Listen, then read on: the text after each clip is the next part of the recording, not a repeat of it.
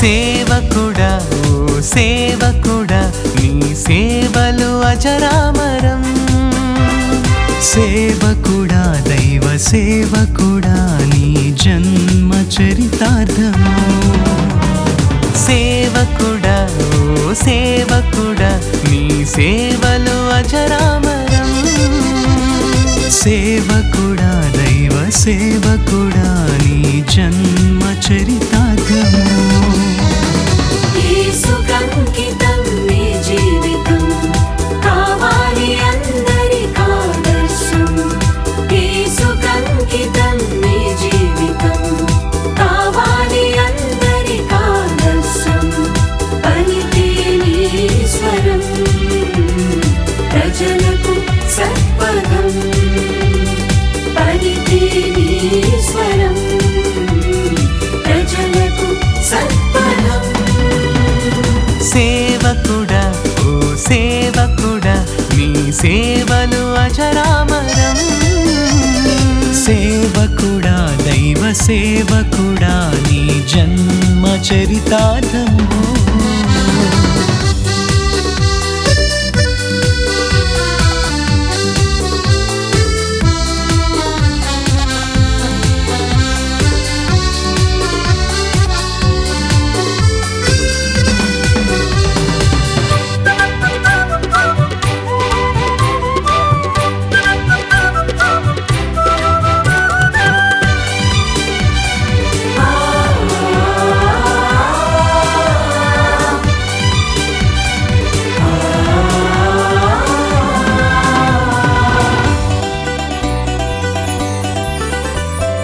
అరణ్య రోదనమైనా బ్రతుకులు పండించే నీ బోధలు. అద్భుత దేవుని కృపను ప్రజలకందించే నీ సేవలు. అరణ్య రోదనమైనా బ్రతుకులు పండించే నీ బోధలు. అద్భుత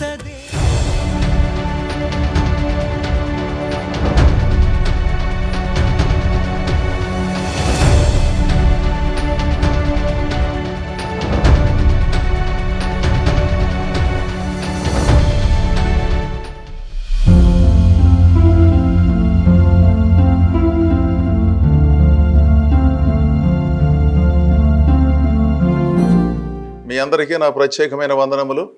ఇంతవరకు మరణాత థియలాజికల్ సెమినరీని గూర్చిన వివరాలు మీరు చూశారు.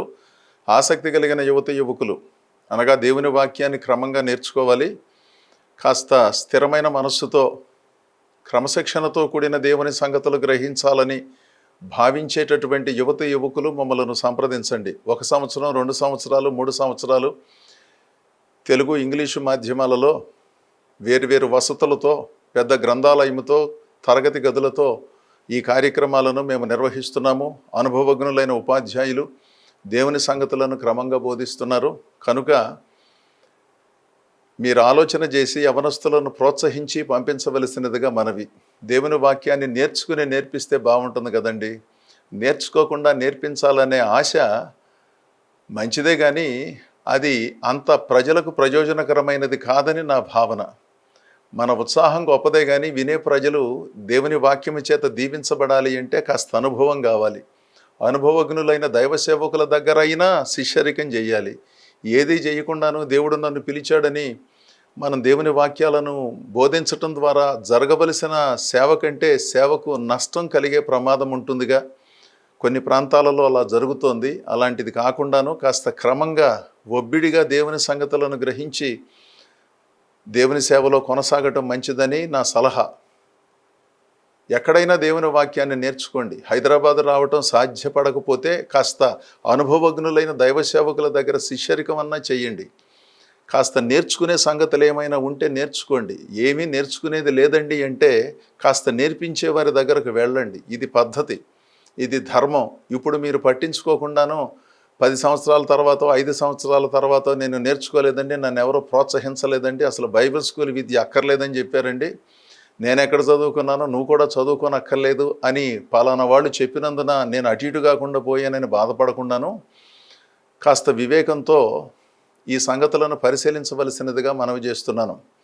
మీలో కొంతమంది దేవుని వాక్యాన్ని నేర్చుకోకపోయినా గొప్ప సేవ చేస్తున్నారు. ఎందుకంటే మీరు దేవుని సేవలోకి వచ్చిన రోజుల్లో ఇన్ని అవకాశాలు లేవు. పరిశుద్ధాత్ముడు మిమ్మల్ని గొప్పగా వినియోగించుకున్నాడు, దాంట్లో తిరుగులేదు. మరి ఈ కాలంలో దేవుడిచ్చిన అవకాశాలను కూడా సద్వినియోగం చేసుకోవాలిగా. ఒకప్పుడు నేను పూరి గుడిసెలో ఉన్నాను, ఇప్పుడు కూడా పూరి గుడిసెలోనే ఉంటాను. ఒకప్పుడు నేను సైకిల్ తొక్కాను, ఇప్పుడు కూడా సైకిల్ తొక్కుతూనే సేవ చేస్తానని మనం అనుకోవట్లేదుగా. దేవుడిచ్చిన వస్తువులను వాహనాలను వినియోగించుకుంటున్నాంగా. అలాగే దేవుని వాక్యాన్ని నేర్చుకోవటం అనే అంశాలలో కూడా పరిణితిని సాధించాలి. అదే సరి అయినటువంటి విధానం కదా. ఈ సంగతిని కూడా ఆలోచన చేసి యవనస్తులను ప్రోత్సహించవలసినదిగా మనవి చేస్తున్నాను. ఈరోజు 42వ కీర్తన 5వ చరణంలో ఉన్న సంగతిని మీతో ప్రస్తావించాలని. నా ప్రాణమా, నీవు ఏల కృంగియున్నావు, నాలో నీవేళ తొందరపడుచున్నావు. దేవుని యందు నిరీక్షణ ఉంచుము, ఆయనే నా రక్షణకర్త అనియు నా దేవుడనియు చెప్పుకొనుచు ఇంకను నేను ఆయనను స్తుతించెదను. కోరహు కుమారులు రచించినటువంటి చక్కని కీర్తన. కోరహు కుమారులు కూడా సాహితీవేత్తలు, చక్కని భాషా పరిజ్ఞానం కలిగినటువంటి వారు, పండితులు. కోరహు కుమారులలో కొంతమంది దేవునికి విరుద్ధంగా వ్యవహరించి శిక్షను కొని తెచ్చుకున్నారు, కానీ కోరహు సంతానం అంతా కూడా భ్రష్టులని మనం భావించడానికి వీల్లేదు. కొంతమంది ఉండొచ్చు కదా, ఒకే తల్లి కడుపున పుట్టినప్పటికీ కొంతమంది విపరీతమైనటువంటి పద్ధతిలో ఉంటారు, కొంతమంది సాధువులుగా ఉంటారు. వారు జన్మనిచ్చారు కానీ వారి బుద్ధులను కనలేదుగా. మనుషులను కంటాం కానీ బుద్ధులను కనలేం కదా. ఇక అది కొంతమందికి అలా సంక్రమిస్తూ ఉండటం మనం చూస్తున్నాం, మంచి అయినా చెడైనా. ఇక్కడ కోరహు కుమారులు ఎంతో ఆధ్యాత్మిక జ్ఞాన సంపద కలిగినటువంటి వాళ్ళు, పండిత వర్గానికి చెందినవారు. అద్భుతమైన కీర్తనలను రచించారు, పాడారు, సంగీతకారులు ఉన్నారు. దేవుని మందిరములో, పరిశుద్ధ స్థలములో దేవుని సేవలు అందించే అవకాశాన్ని, అర్హతను పొందుకున్నటువంటి వారు. వారు చెప్పినటువంటి మాట ఏమిటంటే, నా ప్రాణమా, నాలో నీవు ఏల కృంగియున్నావు, నాలో నీవేళ తొందరపడుచున్నావు, దేవుని యందు నిరీక్షణ ఉంచుము. అంటే ఆయా సందర్భాలలో మన ప్రాణాలు కృంగిపోవటం జరుగుతుంది. అలా కృంగిపోవటానికి గల కారణం చాలాసార్లు స్వయంకృతాపరాధాలు. అంటే తెలిసి తెలియని నిర్ణయాలు, విచిత్రమైనటువంటి ధోరణి, ఆవేశం, అపార్థం, అనాలోచనతో నిర్ణయాలు చేసి తత్సంబంధమైన ఫలితాలు వచ్చినప్పుడు కృంగిపోతారు కొంతమంది. మంచి పనులు చేసి, మంచి నిర్ణయాలు చేసి, ఎంతో చక్కగా క్రమశిక్షణగా ఉన్నప్పటికీ ప్రతికూల ఫలితాలు వచ్చినప్పుడు సహజంగా మీకైనా నాకైనా కాస్త కృంగుబాటు రావటం అనేది మానవ సహజం. అసలు మనం ఏమీ చేయకుండా, మనం చదవకుండా, పరిశ్రమ చేయకుండా అసలు నేను ఉత్తీర్ణుడు కాలేదేమిటి అని కృంగిపోవటంలో అర్థం లేదుగా. పరీక్షల గురించి నేను వేరే చెప్పనక్కర్లేదు. చాలా చక్కగా చదువుకునే విద్యార్థులు ఉన్నారు. అసలు పరీక్షలు వచ్చినప్పుడు కాదు, వారు చదువు మొదలుపెట్టిన నాటి నుంచి తరగతులకు వెళ్ళేటప్పటి నుంచి ఏ రోజు పాఠం ఆ రోజు చక్కగా నేర్చుకుంటారు. వారు చేయవలసినటువంటి ఇంటి దగ్గర పనిని చేస్తారు. ఎంత శుభ్రంగా, ఎంత చక్కగా, ఎంత పద్ధతిగా ఉంటారో వాళ్ళని చూస్తే ఎంత ముచ్చట కలుగుతుందో. కొంతమంది ఉంటారు, ఎందుకు తరగతులకు వెళుతున్నారో తెలియదు, ఎందుకు అక్కడ కూర్చుంటున్నారో తెలియదు, అసలు ఏం చేస్తున్నారో తెలియదు. పరీక్షలు వచ్చినప్పుడు మాత్రం తల్లిదండ్రులు ఉండబట్టలేక, ఎందుకంటే వాళ్ళ పిల్లలు కదా, వాళ్ళు చదవటం లేదని తెలిసినా, కుదురుగా లేరని తెలిసినా, కనబడిన దైవ సేవకులందరితో ప్రార్థన చేయించుకోవాలనే ఒక విశాలమైన హృదయంతో స్పందిస్తూ ఉంటారు. 10వ తరగతి పరీక్షలండి, ఫలానా పరీక్షలండి, ఫలానా పరీక్షలండి, ప్రార్థన చేయండి అని. మంచిదే, ప్రార్థన చేయమని కోరటం తప్పని నేను అనట్లేదు, కానీ మీ సంఘంలో ఉన్న దైవ సేవకులు ప్రార్థన చేశారు, సరిపోతుందిగా. మీరు ప్రార్థన చేస్తున్నారు, సరిపోతుంది కదండి. 10వ తరగతి పరీక్షల కోసం ప్రపంచంలో ఉన్న దైవ సేవకులందరూ ప్రార్థన చేయాలా? ఇక ఇంతకు మించినటువంటి అంశం, ఇంతకు మించిన ప్రార్థన అంశం క్రైస్తవ సంఘానికి, నాయకత్వానికి ఇంకొకటి లేదా? ఆ సంగతిని అలా ఉంచండి. పిల్లలను కాస్త కూర్చోబెట్టి చదివించడం కానీ, రేపో మాపో పరీక్షలు జరగబోతూ ఉండగా ఈ తిరుగుడేంటి, ఈ పద్ధతి ఏంటి అని వారిని క్రమశిక్షణలో పెట్టడం కానీ కొంతమంది తల్లిదండ్రులకు చేత కాదు. ఎందుకంటే మేము చెబుతున్నామండి, వాళ్ళు వినట్లేదు అంటారు. వాళ్ళు వినే వయసులోనేమో వీళ్ళు చెప్పలేదు, వాళ్ళు వినే వయసులో భక్తిని నేర్పించలేదు. వాళ్ళు మందిరానికి వచ్చే వయసులో కాస్త శ్రద్ధగా వారిని మందిరానికి తీసుకొచ్చి సండే స్కూల్లో కూర్చోబెట్టలేదు. అసలు వీళ్ళే సరిగ్గా ప్రార్థనా మందిరానికి రాలేదు. ఇంట్లో మాట్లాడుకునే మాటలు కానీ, ఇంటిలో ఉండే దైవభక్తి తత్సంబంధమైన వాతావరణము కానీ కొన్ని కుటుంబాలలో సరిగా లేనందున పిల్లలు దేవుని సంగతులను నేర్చుకోలేకపోయారు. ఇప్పుడు పిల్లలు పాస్ అవ్వాలండి, ప్రార్థన చేయండి పాస్టర్ గారు అంటారు, ప్రార్థన చేస్తారు. వాళ్ళు పుస్తకాలు చదవరు, ఏ విధమైనటువంటి పద్ధతిని అనుసరించరు. వాళ్ళు తప్పి కూర్చుంటే చాలా కృంగిపోయారండి, అసలు మాకు చాలా అవమానంగా ఉందండి అని కొంతమంది యవనస్తులు కూడా భావిస్తారు. ఒకసారి ఆలోచించండి, మీరు నిజంగా చదివి కష్టపడి చదివి అయినప్పటికీ ఏదో జరిగింది, పొరపాటు జరిగింది, మన నెంబర్ పేపర్లో పడలేదు, మనకు ఉత్తీర్ణత లభించినట్లుగా భావించినప్పుడు ఎవరికైనా కృంగుబాటు వస్తుంది. ఏంటి ఇలా జరిగింది, నేను బాగా చదివాను కదా, కష్టపడి చదివాను కదా అని అనిపిస్తుంది. అది సహజమే. వాళ్ళను వదిలిపెట్టండి. అసలు ఏమీ చదవకుండాను, పుస్తకాలను పట్టించుకోకుండాను, తరగతులకు హాజరు కాకుండా, పరీక్షలు సరిగ్గా రాయకుండా నేను తప్పాను అని బాధపడటంలో అర్థం లేదు కదా అంటున్నాను. తప్పకేం చేస్తారు? వాళ్ళు ఏమీ చదవటం లేదు కదా, చదవగలరు కానీ స్నేహితుల ప్రభావంతో ఎందుచేతనో వాళ్ళు సరిగా పాఠశాలకు వెళ్ళలేదు, చక్కగా సంగతులు గ్రహించలేదు, అందుకని వాళ్ళు తప్పారు. అందులో నుంచి గుణపాఠం నేర్చుకుని ఇంకొకసారి నేను ఇలా చేయకూడదు, నేను చక్కగా చదువుకోవాలి, తల్లిదండ్రుల ఆశలను నిలబెట్టాలి, దేవుని సన్నిధిలో ప్రార్థన చేసుకుని కాస్త కుదురుగా ఉండాలని భావిస్తే పోతే పోయింది ఒక సంవత్సరం, ఒక 6 నెలలు, మరొకసారి దేవుడు తన కృపను అనుగ్రహిస్తాడు. అలాంటిదేమీ లేకుండాను కొంతమంది అనవసరంగా నా ప్రాణం కృంగిపోయిందండి, నేను చాలా బాధపడుతున్నానండి, నన్ను ఆదరించేవాళ్ళు లేరండి, నన్ను ఎవరూ పట్టించుకోవట్లేదండి, నా కుటుంబ సభ్యులు నా దగ్గరకు రావట్లేదండి, దైవదాసులు కూడా నన్ను పట్టించుకోవట్లేదండి. ఎన్నిసార్లు పట్టించుకోవాలి, ఎన్నిసార్లు రావాలి? ఒకసారి ఆలోచించండి. పట్టించుకోవాలనే మనసున్నప్పటికీ ఆ సమయంలో అలాంటి వారు వేరే పనిలో ఉన్నప్పుడు ఏ విధంగా పట్టించుకోవటం సాధ్యమవుతుంది? 1-4 సార్లు ఒకే అంశాన్ని గురించి మాట్లాడితే వాళ్ళు ఎక్కడ ఇబ్బంది పడతారోననే ఉద్దేశంతో కూడా కొన్నిసార్లు ఉపసంహరించుకుంటే దాన్ని కూడా మరొక రీతిలో అర్థం చేసుకునే కొంతమంది ఉన్నారు. సంఘములో అనేక మంది ఉన్నప్పుడు అందరిళ్లకు ఒకేసారి వెళ్ళటం సాధ్యం కాదు, అందరినీ పరామర్శించడం సాధ్యం కాదు కదా. ఒక మనిషి అందరినీ ఏ విధంగా పరామర్శిస్తాడు? అసలు దైవ సేవకులను మనం ఎంతగా పరామర్శిస్తున్నాము? ఇది కూడా ప్రశ్నేగా. ఒకసారి ఆలోచన చేయాలి.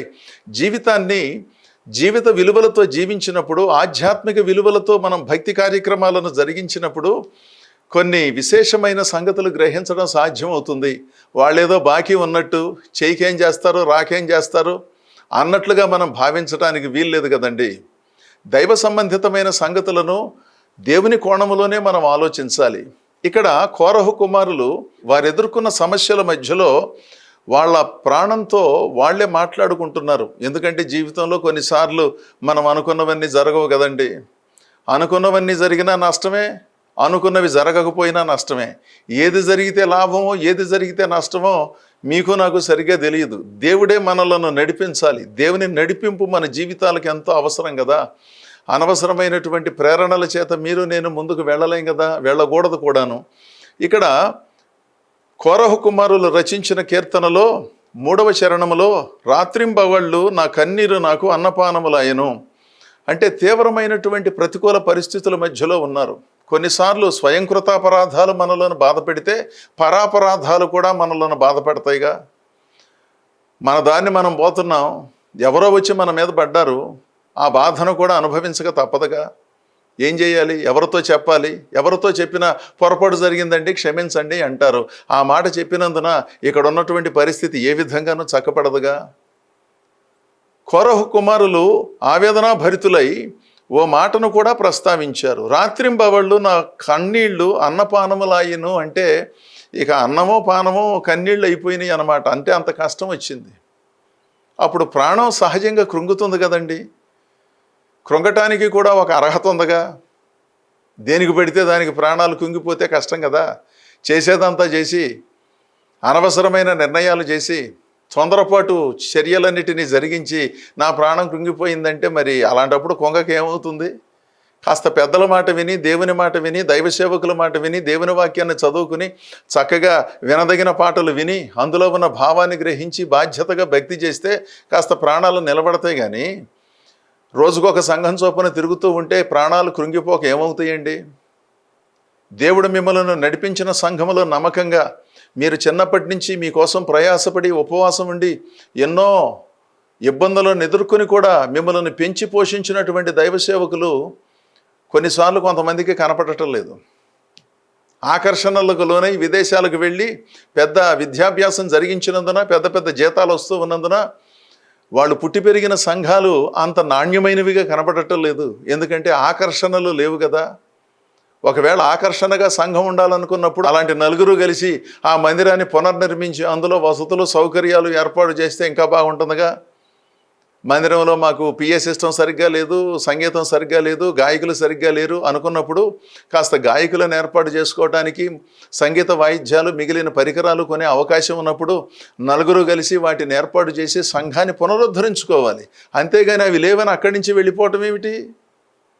ఆర్థిక పరిస్థితులు ఇబ్బందిగా ఉన్నప్పుడు సంఘానికి నాయకుడిగా ఉన్న దైవ సేవకుడు ఏం చేస్తాడు? ఈ సంగతులను కూడా మనం పరిశీలించాలి. నా ప్రాణం ఏ విధంగానూ ఆశీర్వదించబడటం లేదు, నాలో ఉన్నటువంటి జీవుడు ఏ విధంగానూ సంతోషపడటం లేదు కనుక నేను మరో రీతిగా ప్రవర్తిస్తానని అనుకోవటానికి అన్నిసార్లు అవకాశం లేదు. కొన్నిసార్లు కొన్ని పరిస్థితులను బట్టి నేను చెప్పలేను, కానీ ఆ సందర్భంలో ఉన్నటువంటి వారికి అర్థమవుతుంది. నా ప్రాణమా, నాలో నీవేళ కృంగి ఉన్నావు, దేవుని యందు నిరీక్షించుము అని తమ్మును తాము ఆదరించుకుంటున్నారు. దేవుని ప్రజలారా, మనలను మనం ధైర్యపరుచుకోవలసిన సంగతులు చాలా ఉన్నాయండి. అన్నిసార్లు కన్న తల్లిదండ్రులే ధైర్యపరచలేరు. ఎందుకంటే పిల్లల మనస్సులలో జరుగుతూ ఉన్న సంఘర్షణ ఏమిటో వాళ్ళకేం తెలుసు. ఏదో భోజనం పెడతారు, బట్టలు కుట్టిస్తారు, పలకరిస్తారు, ప్రేమను పంచుతారు, కానీ అసలు ఆ మనిషిలో ఉన్నటువంటి సమస్యను అన్నిసార్లు తల్లిదండ్రులు గుర్తించలేరు కదా. దేవునిలో ఉన్నటువంటి వాళ్ళు తమను తాము ధైర్యపరుచుకోవాలి, తమను తాము బలపరుచుకోవాలి. ఈ సమయంలో ఓ లేఖనాన్ని మీకు జ్ఞాపకం చేస్తాను. 1 సమూయేలు పుస్తకం 30వ అధ్యాయం 6వ వచనంలో భక్తుడైన దావీదు ఏ విధంగా తనను తాను సంభాళించుకుని దేవుని సన్నిధిలో ధైర్యం తెచ్చుకున్నాడో మనం చదువుకుందాం. దావీదు మిక్కిలి దుఃఖపడెను, మరియు తమ తమ కుమారులను బట్టియు కుమార్తెలను బట్టియు జనులందరికీ ప్రాణము విసిగినందున రాళ్ళు రువ్వి దావీదును చంపుదాము రెండనుకుని వారు చెప్పుకొనగా దావీదు తన దేవుడైన యెహోవాను బట్టి ధైర్యము తెచ్చుకొనెను. ఎంత చక్కని మాట అండి. ఎందుకంటే కష్టకాలంలో దావీదును ఆశ్రయించారు వీళ్ళందరూను. ముందు 400 మంది వచ్చారు, 30వ అధ్యాయానికి వచ్చేసరికి 600 మంది అయ్యారు. స్త్రీలు కానీ పురుషులు కానీ ఎవరైనా కానీ. ఈయనకే దారి లేదు. సౌలు రాజు చంపాలని ప్రయత్నం చేస్తున్నాడు. ఎందుకు చంపాలని ప్రయత్నం చేస్తున్నాడంటే గొలియాతును సంహరించినప్పుడు ప్రజలు దావీదును అభినందించారు. ఆ అభినందనలను మనసు స్వీకరించలేదు. సౌలు గారు తీవ్రంగా పరిగణించాడు. ఎవరైనా పొగిడితే యుద్ధం చేయటం చేతగానే నన్ను పొగడాలి, కానీ యుద్ధం చేతనైనటువంటి మనిషిని పొగడటం ఏమిటి అని బాధపడ్డాడు. చూశారా, అసమర్థులలో ఉన్న అసూయ ఎంత దారుణమైనదో. వాళ్ళకి చేతగాదు, చేతనైనటువంటి వాళ్ళను ప్రోత్సహించడం చేతగాదు. వాళ్ళని ఎవరైనా అభినందిస్తే వీళ్ళు చాలా అభ్యంతరపడతారు. వీళ్ళు ఎడితిరిగి అభినందించరు, వీళ్ళు ఎడితిరిగి వాళ్ళను ప్రోత్సహించరు, వాళ్ళకు సంబంధించినటువంటి వాటిని దేనిని పట్టించుకోరు. ఎవరైనా పట్టించుకుంటున్నారు, ఎవరైనా అనుసరిస్తున్నారు, ఎవరైనా అభినందిస్తున్నారని తెలిస్తే మాత్రం తీవ్రంగా అభ్యంతరపడి ఆవేశపడి వాళ్ళ నోళ్లను మోయించే ప్రయత్నం చేస్తారు. అసమర్థులైన అసూయపరులు, వాళ్ళ విషయంలో జాగ్రత్తగా ఉండండి. వాళ్ళ మాటలను పెద్దగా పట్టించుకోవలసిన అవసరం లేదు. సౌలు ఇలాంటి పద్ధతిని అనుసరించాడు. గొలియాతుతో యుద్ధం చేయటం 40 రోజులు అతడు పిలిపించినప్పటికీ చేతగాలేదు. ఒకే ఒక రోజు దావీదు వచ్చి అద్భుతంగా దేవుని పక్షంగా స్పందించి గొలియాతు పైన విజయాన్ని సాధించి ఇశ్రాయేలు దేశానికి విజయాన్ని ఇచ్చాడు. అప్పుడు ప్రజలందరూ దావీదును అభినందించారు. సౌలుకు 1000 కొలదియు, దావీదుకు 10,000 కొలదియు అని స్తోత్ర నినాదాలు చేసినప్పుడు అప్పటి నుంచి దావీదు పైన విషపు చూపును నిలిపినందున దావీదు ఇశ్రాయేలు దేశంలో ఉండటానికి దారి లేకుండా పోయింది. కొండల్లో గుట్టల్లో తిరుగుతూ వచ్చాడు 13 సంవత్సరాల పాటు. ఆ సమయంలో జరిగిందనమాట. ఆయనకే దారి లేదు, ఆయనకే భోజనం లేదు. ఒక 600 మంది వచ్చి మమ్మల్ని కూడా పోషించండి సార్ అన్నారు. సౌలు రాజు కదా, వాళ్ళందరినీ పోషించవలసింది. ఈయన రాజుగాడు కదా, ఇతడు తరుమబడుతున్నవాడు కదా. 600 మంది వచ్చి దావీదు దగ్గర చేరితే 600 మందిని పోషించాడు. విధి లేని పరిస్థితిలో సిగ్లకులో కుటుంబ సభ్యులను వదిలిపెట్టి ఫిలిస్తీన్ల దేశానికి వెళ్ళవలసి వచ్చింది. ఆ సంగతి అంతటినీ చెప్పే సమయం లేదు. అటు వెళ్ళొచ్చేలోపు అమాలేకీయులు ఈ 600 మందిని బానిసలుగా తీసుకుని వెళ్ళిపోయారు. ఆస్తిని అంతటిని తీసుకువెళ్ళిపోయారు. ఆస్తి అంటే వాళ్ళ దగ్గర ఉన్నటువంటి చిన్న చితగా వస్తువులు, సామాగ్రి. ఎప్పుడైతే ఈ 600 మంది తిరిగి సిగ్లగుకు వచ్చారో అప్పుడు వారి భార్యలు కానీ పిల్లలు కానీ లేకపోయేసరికి చాలా ఆవేదనతో స్పందించి దావీదును రాళ్ళు రుబ్బి చంపటానికి సిద్ధపడ్డారు అన్నమాట. పెడితే తింటారు కానీ తిడితే పడతారా? ఎంతసేపు ఇలాంటి భావజాలంతోనే ప్రజలందరూ జీవిస్తున్నారా అనిపిస్తుంది. కష్టం వచ్చిన మాట నిజం, వాళ్ళతో పాటు దావీదుకు కూడా కష్టం వచ్చిన మాట నిజం. కూర్చుని ఏం చేద్దామండి, భలే పని జరిగిందండి, ఇలా జరుగుతుందని అనుకోలేదండి, మనం ఏదో ఒక ప్రయత్నం చేద్దాం, మన వాళ్ళను మరలా తిరిగి తెచ్చుకుందాం, దేవుని సన్నిధిలో ప్రార్థన చేద్దాం. అది కదా స్పందించవలసిన విధానం. దావీదును చంపితే వాళ్ళకేమొస్తుందండి? దావీదు వాళ్ళకి నాయకుడు కదా, కొన్ని సంవత్సరాల పాటు వాళ్ళను పోషించాడు కదా. రాజు వాళ్ళను పోషించినప్పుడు అడవిలో ఒక భయస్థుడుగా అక్కడక్కడ తిరుగుతూ ఉన్న దావీదు దగ్గరకు వస్తే దావీదు వాళ్ళకి అన్నపానములు ఇచ్చి పోషించాడు కదా. ఆ దావీదును చంపుతారా ఈరోజు? అప్పుడు దావీదు దేవుని సన్నిధిలో ధైర్యాన్ని తెచ్చుకొని ప్రార్థన చేసి, ప్రభువా మేము అమాలేకీయులను తరిమితే వాళ్ళను పట్టుకుంటామా అని దేవుని సన్నిధిలోకి వెళ్ళి అడిగాడు. మరి ఇదే పని వాళ్ళందరూ ఎందుకు చేయలేదండి? వాళ్ళు కూడా చేస్తే బాగుండేది కదా, అందరూ కలిసి ప్రార్థన చేస్తే బాగుండేది కదా. ప్రభువా మా కుటుంబాల సంగతి ఏమిటి, మా పిల్లల సంగతి ఏమిటి, వాళ్ళని ఏ విధంగా పట్టుకోవాలి, ఎక్కడున్నారు మాకు తెలియదు నాయన అని ప్రార్థన చేయాలి కదా దావీదు గారితో కలిసి.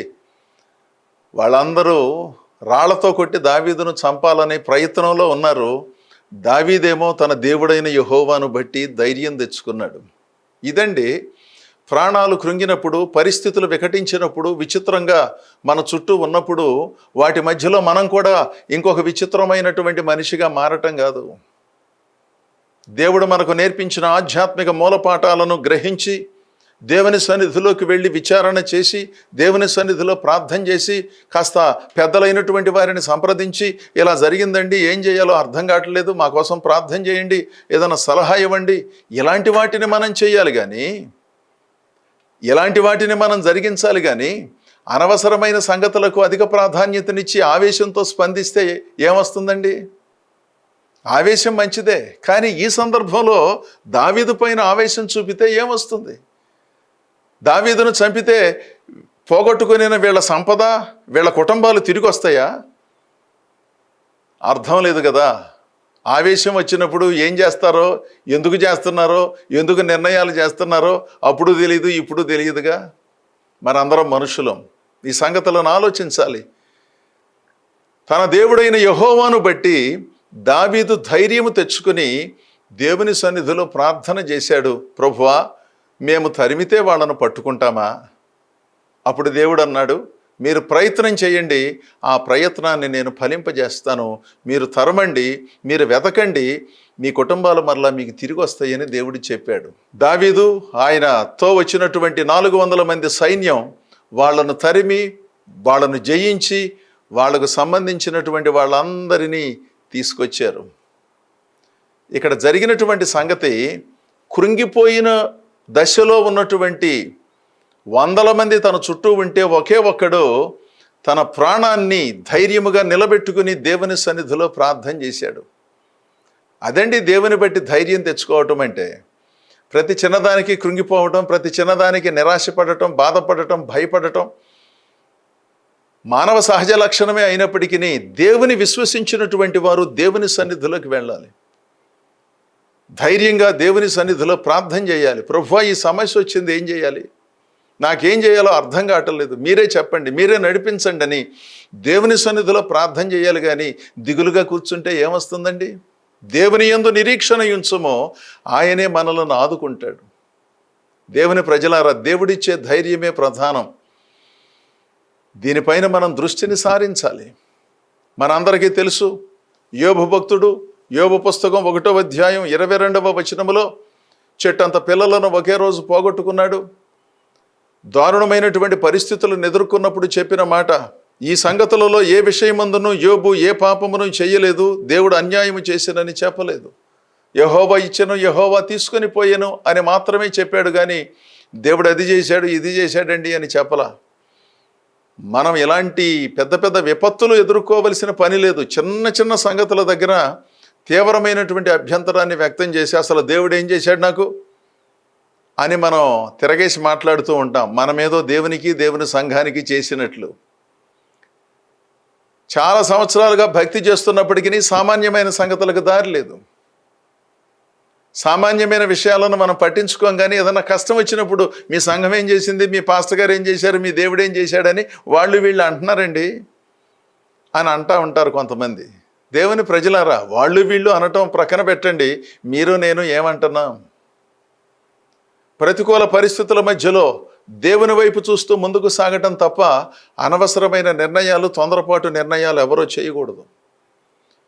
జీవితం ఒకటే మనకు దేవుని ద్వారా అనుగ్రహించబడింది. తొందరపాటు నిర్ణయాలు చేయటం, నేను చనిపోతాను అనటం, అది చేస్తాను ఇది చేస్తాను అనటం, దయచేసి ఇలాంటి మాటలు ఎప్పుడూ మాట్లాడొద్దు. జీవితాన్ని దేవుని సహాయంతో కొనసాగించాలి, కానీ జీవితంలో ఏదైనా ఓడిపోయినప్పుడు, పరీక్షలలో తప్పినప్పుడు ఇలాంటి నిర్ణయాలు చేస్తామా? ఎంత తప్పండి. కన్న తల్లిదండ్రులు కానీ, బంధువులు కానీ, కుటుంబ సభ్యులు కానీ ఎంత దుఃఖపడతారో. ప్రాణము కృంగినప్పుడు దేవుని సన్నిధిలోనికి వెళ్ళి ప్రార్థన చేయండి. మీకు కుదరకపోతే మీ దైవదాసుల దగ్గరికి వెళ్ళి ప్రార్థన చేయించుకోండి. అంతేగాని తొందరపాటు నిర్ణయాలతో ఇబ్బందికరమైన పరిస్థితులను సృష్టించి ఇతరులను ఆవేదనకు గురి చేయవద్దని నేను మరోసారి కోరుతున్నాను. యెహోవా ఇచ్చెను, యెహోవా తీసుకొని పోయెను. ఈ సంగతులలో యోబు ఏ విధమైనటువంటి కృంగుబాటుకు లోను కాలేదు. కృంగుబాటుకు లోనయ్యే పరిస్థితి, ఆస్తి పోయింది, పిల్లలు పోయారు, ఆరోగ్యం పోయింది, ఒంటరివాడు అయిపోయాడు. ఒకే ఒక్క రోజులో ఇన్ని జరిగిపోయాయి. అయినప్పటికీ ఎంతో ధైర్యంతో తన జీవితాన్ని కొనసాగించాడు. ఎంత గొప్ప మనిషి అండి. వీళ్ళండి విశ్వాస వీరులు అంటే. అన్నీ ఉన్నప్పుడు ఆహా ఓహో దేవుని కోసం అది చేద్దామండి ఇది చేద్దామండి, మీటింగులు పెట్టిద్దామండి, వాళ్ళను పిలిపిద్దామండి వీళ్ళను పిలిపిద్దామండి, సంతోషం.